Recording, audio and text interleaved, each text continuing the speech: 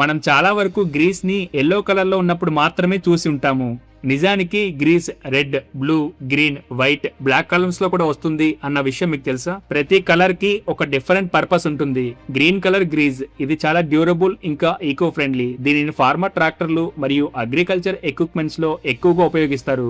Red colour grease ఇది high temperature ఇంకా extreme heat ను తట్టుకోగలదు. అందుకే దీనిని హెవీ డ్యూటీ వెహికల్స్, ఇంజిన్స్ ఇంకా వీల్ బేరింగ్స్ లో ఉపయోగిస్తారు. బ్లూ కలర్ గ్రీజ్ ఇది వాటర్ లో బాగా పనిచేస్తుంది. రస్ట్ పట్టకుండా వాటర్ రెసిస్టెంట్ గా యూజ్ అవుతుంది. ఇది సముద్ర వాతావరణంలో ఉండే బోట్స్ ఇంకా గేర్స్ లో ఉపయోగిస్తారు.